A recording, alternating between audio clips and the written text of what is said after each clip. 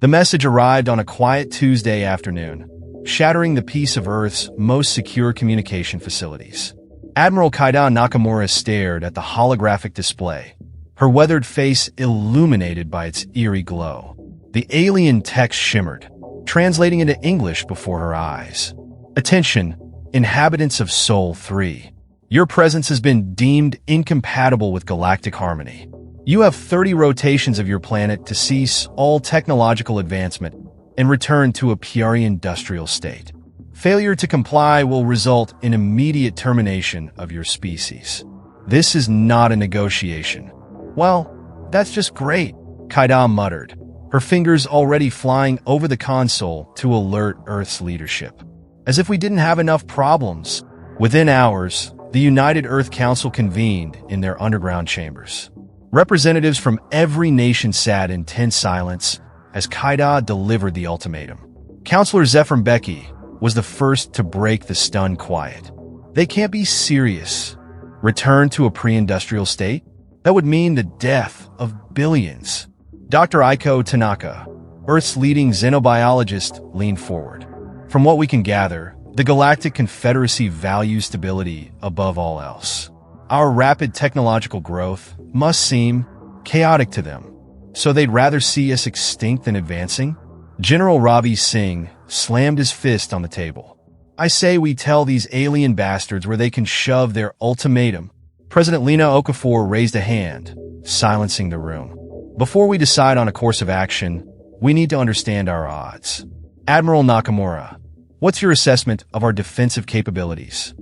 Kaida's expression was grim. Madam President, we've made significant strides in the last decade, but we're talking about a civilization capable of interstellar travel. Our best ships would be like slingshots against their technology. The room erupted into chaos, shouts of defiance mingling with cries of despair. Through it all, a quiet voice cut through the noise. Dr. Yuki Tanaka, Aiko's twin sister and Earth's most brilliant physicist, spoke softly but with conviction.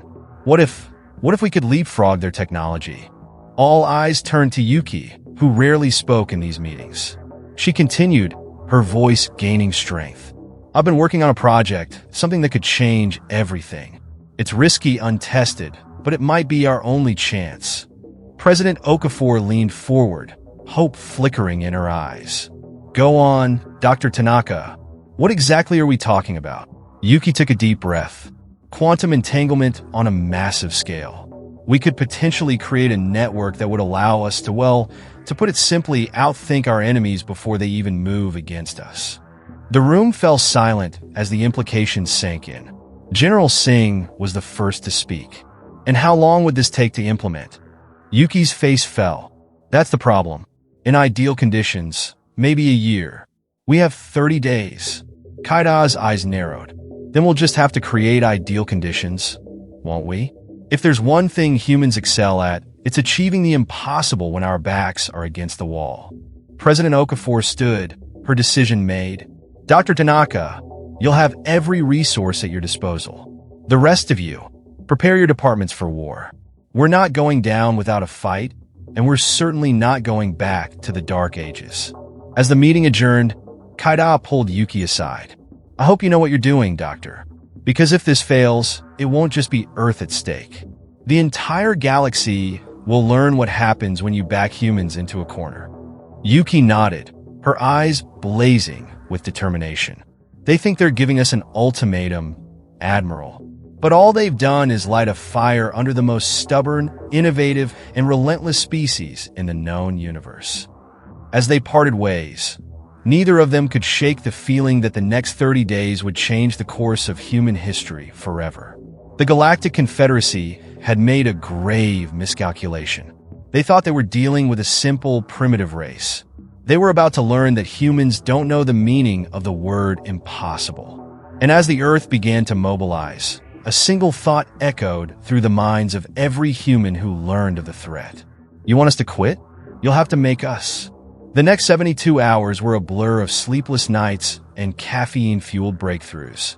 Dr. Yuki Tanaka's lab had become the epicenter of Earth's resistance, a hive of frenzied activity as the brightest minds on the planet worked to bring her quantum entanglement network to life.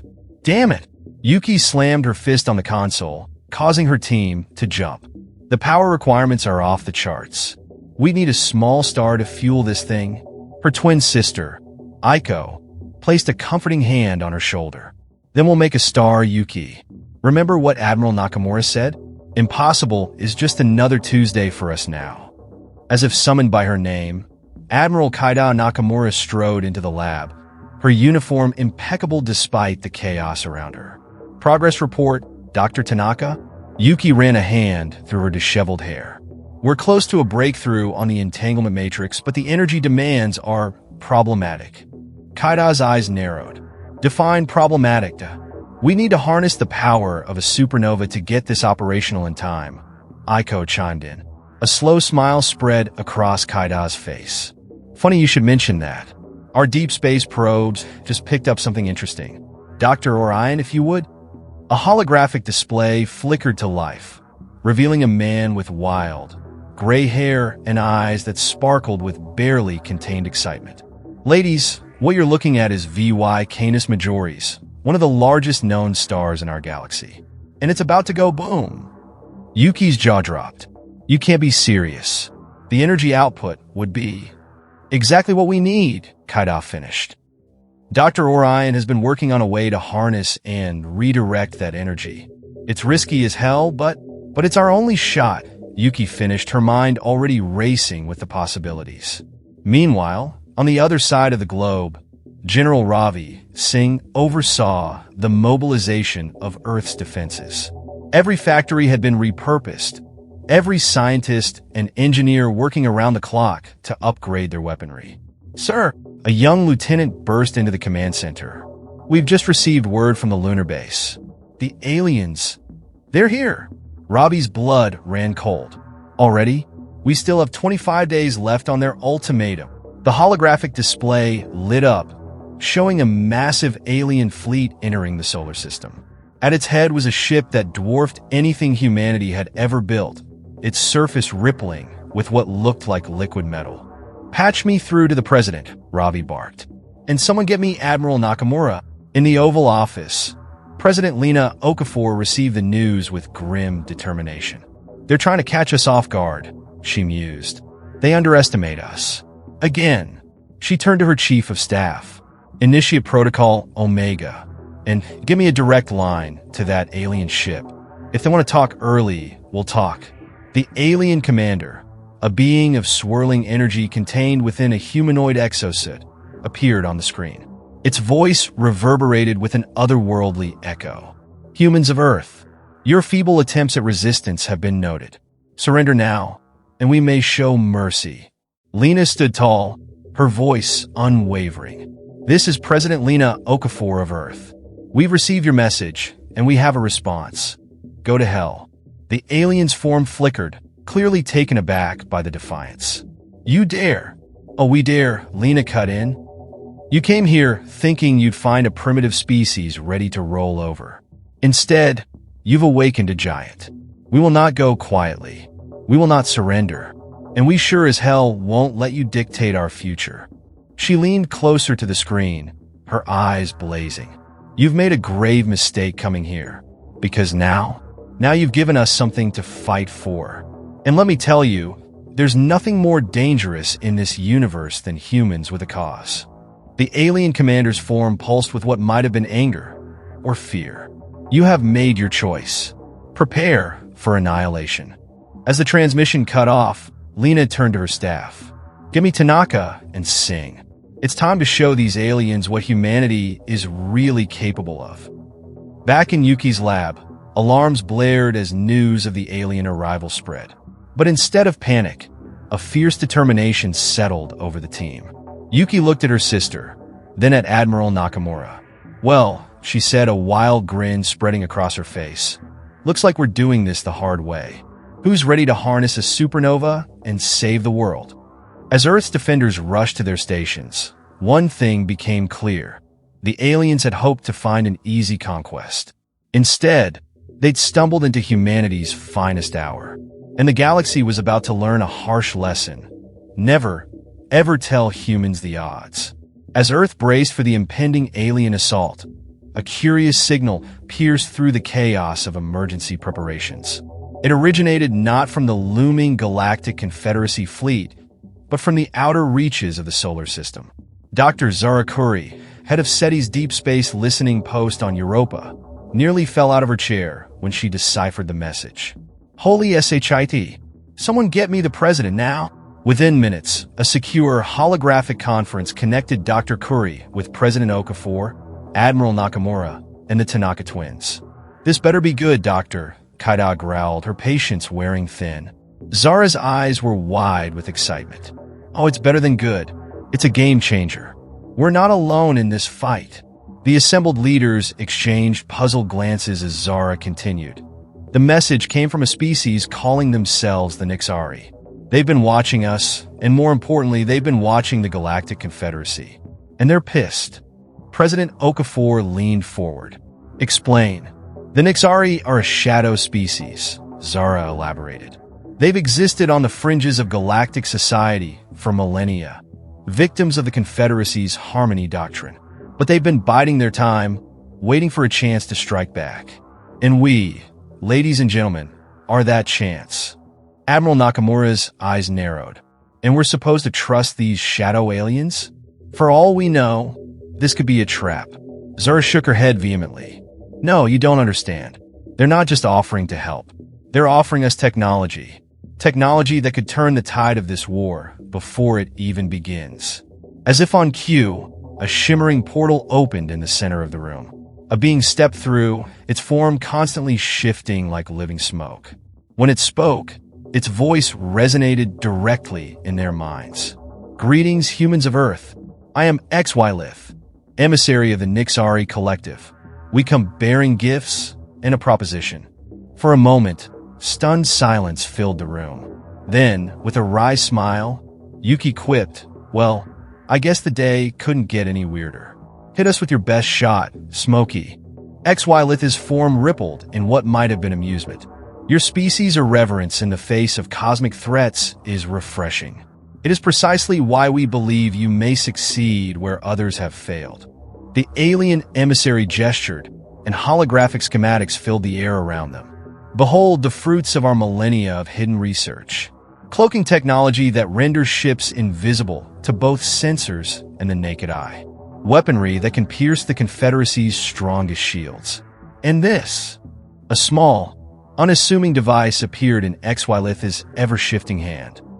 "This is the key to your quantum entanglement network, Dr. Tanaka. With this, you can harness the power of your dying star without fear of overload." Yuki's eyes widened as she examined the device. This is impossible. The computational power required to manage this kind of energy transfer is beyond your current capabilities, HFY finished. "But not beyond ours. We offer this freely, along with our fleet and our knowledge. In return, we ask only that you remember us when the dust settles. The galaxy needs change, and we believe humanity may be the catalyst." President Okafor stood, her face a mask of determination. "This is one hell of a Hail Mary, but we're not exactly swimming in options. Dr. Tanaka, can you integrate this technology into our existing framework?" Yuki nodded, her mind already racing with possibilities. "With this, we might just pull off a miracle. And our fleet?" Kaida asked, eyeing the alien warily. HFY's form solidified slightly, taking on a more humanoid appearance. "Already en route. We've masked our approach using the same technology we're offering you. The Confederacy won't know what hit them." General Singh, who had been silently observing, finally spoke up. "It's a risk trusting these newcomers. But then again, calculated risks are humanity's specialty. I say we go all in." President Okafor nodded, then turned to HFY. "We accept your offer, emissary of the Nixari. Let's show the Galactic Confederacy what happens when they push the underdogs too far." As the room burst into action, coordinating the integration of Nixari tech with Earth's defenses, Aiko pulled her sister aside. "Yuki, are we really doing this? Trusting aliens to fight aliens? Yuki grinned, her eyes gleaming with the thrill of scientific discovery and impending battle. Oh, we're doing this all right. And you know what the best part is? The Confederacy thinks they have us outgunned and outmatched. But they have no idea what's coming. Outside, the first shots of the battle were being fired. The Confederacy's massive ships began their approach, energy weapons charging. But as they entered firing range, they were met not with panicked resistance, but with an eerie calm. And then, like ghosts emerging from the void, the combined fleet of Earth and the Nixari decloaked.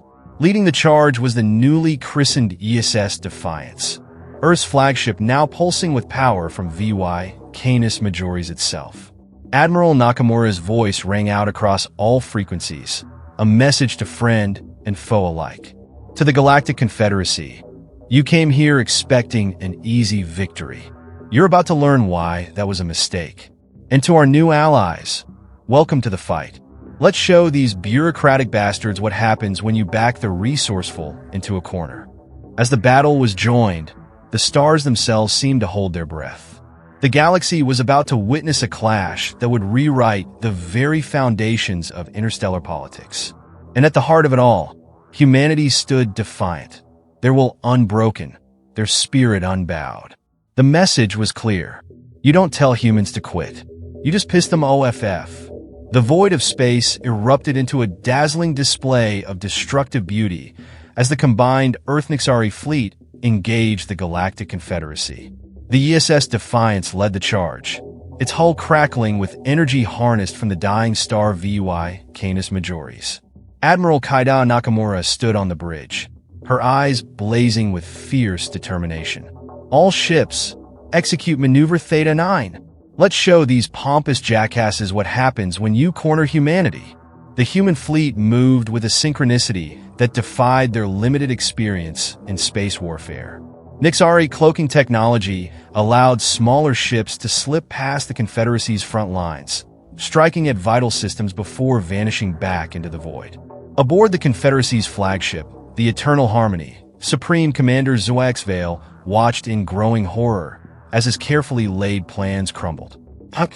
How are these primitives outmaneuvering us? His second-in-command, a being of crystalline structure named KH, spoke hesitantly. Sir, we're detecting energy signatures unlike anything we've ever seen. And there are ships appearing and disappearing at will. ZYX Vale's form pulsed with rage. I don't care if they're using magic and mirrors. Crush them, show them the price of defiance. Back on Earth, in the heart of Yuki Tanaka's lab-turned war room, screens lit up with real-time battle data. Yuki's fingers danced over holographic interfaces, fine-tuning the quantum entanglement network that now linked every human and Nixari ship. We've got them on the ropes, Yuki muttered, her eyes never leaving the displays. But they're still hitting us hard. We need something big to turn this decisively in our favor. Aiko, monitoring communications, suddenly straightened. Yuki, I'm picking up chatter from the Confederacy fleet. They're panicking. A slow, wicked grin spread across Yuki's face. Perfect. Time to implement Operation Mindfuck. Across the battlefield, human ships began broadcasting on all frequencies. But it wasn't tactical data or desperate pleas. It was music. Earth's greatest compositions, from classical symphonies to pounding rock anthems, flooded the comms. Confusion rippled through the Confederacy fleet. Supreme Commander ZYX Vale's voice crackled over the channel. What is the meaning of this cacophony? Admiral Nakamura's reply was cool and collected. Oh, this? Just a little thing we call psychological warfare. You see, you came here thinking you knew everything about us. But you missed one crucial detail. She paused for effect, letting the music swell. Humans, we thrive on chaos. It's our natural state. And now, we're bringing that chaos to you. As if on cue, the ESS Defiance unleashed a barrage of energy pulses, each one timed perfectly to the crescendos of Beethoven's Fifth Symphony. The Nixari ships joined in, their advanced weaponry creating a deadly light show that danced in time with the music. The effect on the Confederacy was immediate and devastating. Their rigid, harmony-obsessed minds couldn't cope with the sensory overload. Ships began to break formation, their crews disoriented and panicked. Aboard the Eternal Harmony, alarms blared as systems began to fail. KRADH turned to his commander, his crystalline form vibrating with stress. "Sir, our synchronized shield network is collapsing. We can't maintain cohesion under this assault on our senses." HFY's form writhed in fury and disbelief. "Retreat! All ships, fall back to Sector Gamma 6. We must regroup," and his words were cut short as a precision strike from a cloaked Nixari vessel severed the Eternal Harmony's main power core. The mighty flagship of the Confederacy began to drift, its lights flickering and dying. On the bridge of the ESS Defiance, a cheer went up as they watched the enemy flagship go dark. Admiral Nakamura allowed herself a small smile before barking out new orders. "Don't get cocky. Push the advantage. I want that ship captured, not destroyed." As Earth's forces pressed their attack, the Confederacy fleet fell into disarray. Ships either retreated in panic or surrendered outright, unable to comprehend the unorthodox tactics they faced. In the war room, Yuki and Aiko embraced, tears of joy and relief streaming down their faces. "We did it," Aiko whispered. "We actually did it." Yuki pulled back, her eyes shining with a mix of triumph and mischief. "Oh, we're not done yet, sis. Now comes the really fun part." As the last of the Confederacy ships were either disabled or driven off, Admiral Nakamura's voice rang out across the fleet. "All hands, prepare for boarding action. Let's go say hello to our new friends and show them some good, old-fashioned human hospitality." The capture of the Eternal Harmony was swift and, surprisingly, almost bloodless. Most of the Confederacy crew, still reeling from the psychic shock of Earth's musical assault, offered little resistance. Supreme Commander ZYX found himself face-to-face with Admiral Nakamura, President Okafor, and XY of the Nixari. The once proud alien leader seemed to have shrunken on himself, his energy form barely holding its shape. President Okafor stepped forward, her voice firm but not unkind. "Supreme Commander, I believe it's time we had a long, overdue conversation about the future of galactic politics. And this time, everyone gets a seat at the table." As the leaders of three vastly different species began their tense negotiations, the stars seemed to twinkle with new possibility. The galaxy had indeed learned a crucial lesson. Humanity doesn't know how to quit. But more importantly, they'd learned that sometimes the most harmonious symphony is born from a little bit of chaos. The aftermath of the battle hung in the air like a tangible force. Aboard the captured Eternal Harmony, now rechristened as the Intergalactic Embassy, tensions ran high as representatives from Earth, the Nixari Collective, and the remnants of the Galactic Confederacy gathered for unprecedented negotiations. President Lena Okafor stood at the head of the table, her posture radiating strength and determination. To her right, Admiral Kaidan Nakamura kept a watchful eye on the proceedings. To her left, Dr. Yuki Tanaka fidgeted nervously, still riding the high of their improbable victory. Across from them sat the defeated Supreme Commander ZYX, his energy form flickering weakly. Flanking him were other Confederacy officials, their once proud demeanors now subdued and uncertain. The Nixari delegation, led by XY, occupied the space between, their smoky forms swirling with barely contained excitement. President Okafor cleared her throat, silencing the murmurs that filled the room. "Let's get one thing straight," she began, her voice carrying the weight of Earth's triumph. "This isn't a negotiation for our surrender, nor is it a platform for you to dictate terms to us. This is the dawn of a new era in galactic politics, and everyone here needs to adjust their expectations accordingly." ZYX's form pulsed indignantly. "You cannot possibly expect us to. We expect you to listen," Admiral Nakamura cut in, her tone icy. "Because in case you haven't noticed, your fleet is in shambles, and your harmonic worldview just got shattered by a species you deemed primitive." Yuki leaned forward, her eyes gleaming with a mix of scientific curiosity and barely suppressed glee. What we accomplished today wasn't just a military victory. It was proof that diversity, adaptability, and yes, even a little chaos are essential for progress. XY form solidified slightly as they spoke. The Nixari have watched from the shadows for millennia as the Confederacy stifled innovation and crushed uniqueness in the name of harmony. We aligned with Earth not just out of opposition to you, but because we saw in humans a spark that the galaxy has been missing. President Okafor nodded, a small smile playing on her lips. Which brings us to our proposal. We're not here to replace one tyrannical system with another. We're offering a chance at true collaboration, a galactic community where different cultures, technologies, and ideas can coexist and thrive. The room erupted into a cacophony of voices, some outraged, others intrigued. Through it all, ZYX Vale remained silent, his form pulsing with conflicting emotions. Finally, he spoke, his voice carrying a weariness that seemed to span eons. And if we refuse, will you destroy us as we sought to destroy you? The question hung in the air, heavy with implication. All eyes turned to the Earth delegation. Admiral Nakamura's hand instinctively went to her weapon, but President Okafor placed a calming hand on her arm. She looked directly at ZYX Vale, her gaze unwavering. No, she said simply, because that's not who we are. Humanity has faced extinction-level threats before, Commander. We've stared into the abyss more times than I can count. But every single time, we've come back stronger. Not because we're inherently superior, but because we refuse to give up. She stood, addressing the entire room now. That's the lesson we're offering the galaxy today. Resilience, adaptability, the strength that comes from embracing our differences rather than fearing them. You try to make us quit, to force us back into what you deemed a safe level of development. Instead, you pushed us to achieve the impossible. Yuki chimed in, her voice filled with passion. In less than a month, we went from a single-planet species to harnessing the power of a dying star.